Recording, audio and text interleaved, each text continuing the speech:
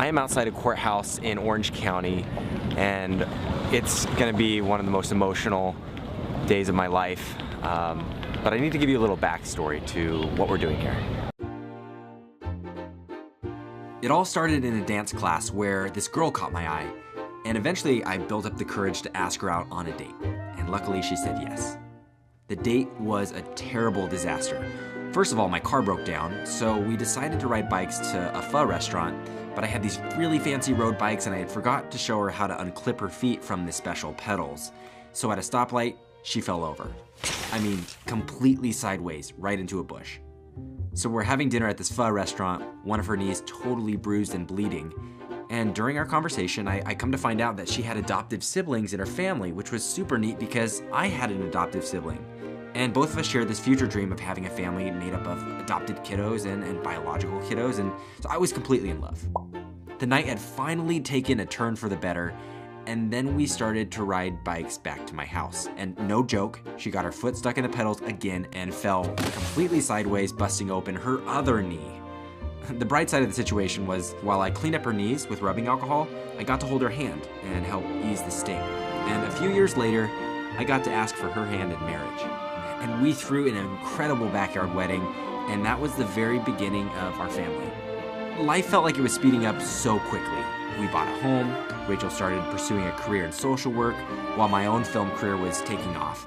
I always felt like I had the easy, fun dream job, while her job was emotionally draining.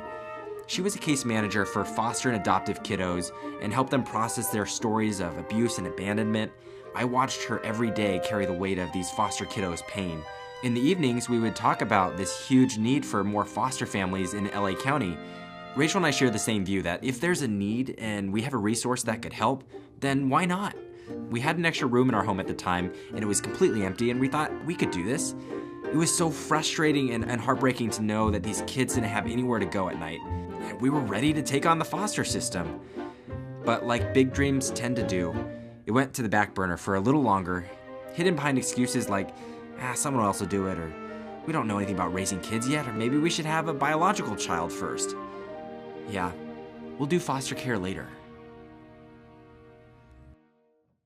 Hey, I'm Zach. And I'm Rachel. And we are applying to be on The Amazing Race. I mean, we want to have a big family, both biological and through adoption. And this is kind of our last, big trip.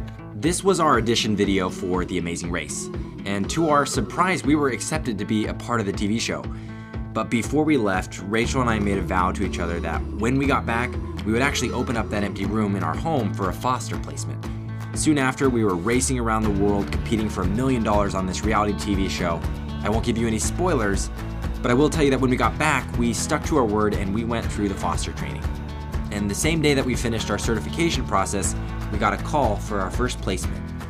Unlike having a biological child where you have 9 months to mentally prepare and get yourself ready to be a parent, foster placements start with that phone call, usually information like the child's name, age, and any known backstory.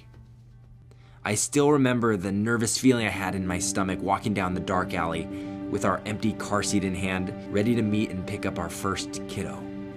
I had never changed a poopy diaper or swaddled or even fed a baby before.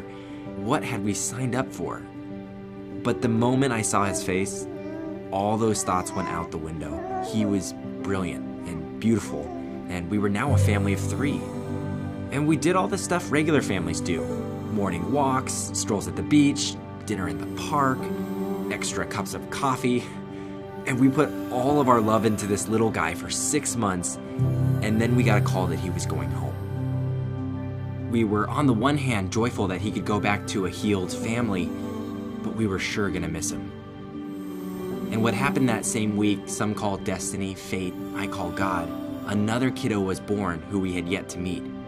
His name was Mason. He stayed in the hospital for the first month of his life because he was born prematurely, and we got to meet him when he was 7 weeks old. I took this video the very first time I met Mason. My hand was almost bigger than his entire body. But boy, did he grow up quick. Look at that little face. How can you not love that little Asian face? Oh. And before we knew it, he was walking. He was full of energy and life. We had our hands full. And that's when everything changed. Need a shirt. This little pumpkin is gonna be a big brother? What? I'm pregnant. What? Oh my gosh. Those 9 months flew by.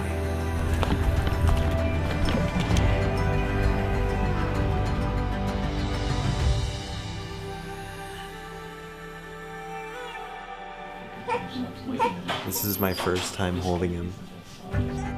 This is my biological son, Liam, who quickly bonded with his older brother. A brother who was about to stay in our family forever.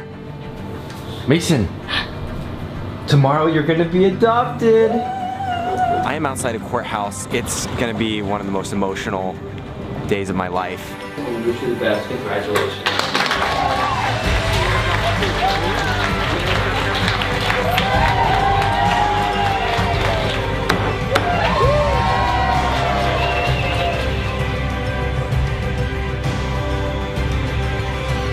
Mason is officially adopted!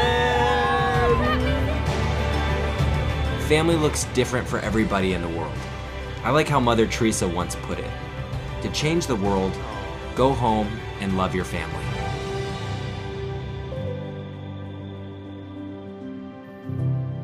I don't know exactly what my family's gonna look like in the future, but I do have a feeling this is just the beginning.